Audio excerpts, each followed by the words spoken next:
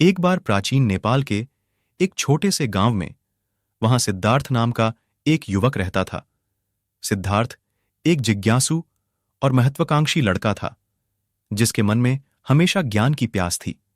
एक दिन उसने एक बुद्धिमान बूढ़े बौद्ध भिक्षु के बारे में सुना, जो गांव के बाहरी इलाके में रहता था और मौन की शक्ति पर अपनी गहन शिक्षाओं के लिए प्रसिद्ध था।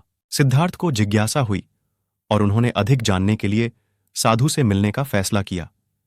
एक लंबी और कठिन यात्रा के बाद सिद्धार्थ अंततः उस मठ में पहुंचे जहां भिक्षु रहते थे।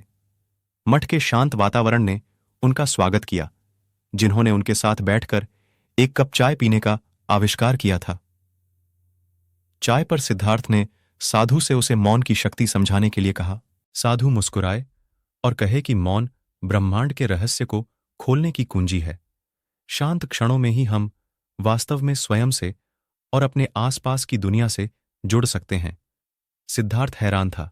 उसने पूछा, लेकिन मौन में शक्ति कैसे हो सकती है? शक्ति केवल सुने जाने और अपनी आवाज सुनाने तक ही सीमित नहीं है। साधु मुस्कुराए, और शक्ति का अर्थ केवल बोलना नहीं है। सच्ची शक्ति हमारे मन की शांति और स्थिरता से भीतर से आती है।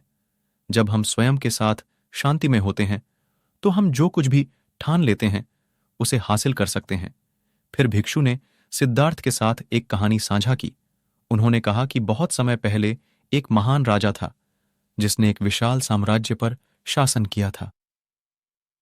उसकी सारी प्रजा उससे डरती थी, क्योंकि वह एक निर्दयी और क्रूर शासक के रूप में जाना जाता था। एक दिन बुद्धिमान ऋषि राजा के पास आए और बोले, महाराज, मौन में बहुत शक्ति होती है। यदि आप इस शक्ति का उपयोग करना सीख जाते हैं तो आप ज्ञान और करुणा के साथ शासन करने में सक्षम होंगे। राजा को संदेह था, लेकिन वह उत्सुक भी था। उन्होंने ऋषि से आगे समझाने को कहा। ऋषि ने कहा, महाराज, जब आप चुप होते हैं तो आप अपने लोगों की आवाजें सुन सकते हैं। आप उनकी शिकायतें, उनकी आशाएं और उनके डर सुन सकते हैं। फिर आप अपनी शक्ति का उपयोग उनकी चिंता को दूर करने और उनके जीवन को बेहतर बनाने के लिए कर सकते हैं। राजा ऋषि की बातों से प्रभावित हुआ और उसने इसे आजमाने का फैसला किया। वह अधिक सुनने और कम बोलने लगा। उन्होंने अपनी प्रजा की आवाजें सुनी और अपनी शक्ति का उपयोग करके उनकी हर संभव मदद की। समय के साथ राजा एक बुद्धिमान और न्यायप्रिय शासक के रूप में जाना जाने लगा। उसकी प्रजा उसका सम्मान करती थी और उसका राज्य समृद्ध होता था। ऐसा इसलिए क्योंकि उसने मौन की शक्ति का उपयोग करना सीख लिया था। सिद्धार्थ साधु की कहानी से प्रेरित हुए और उन्हें एहसास हुआ कि मौन की शक्ति में महान ज्ञान है।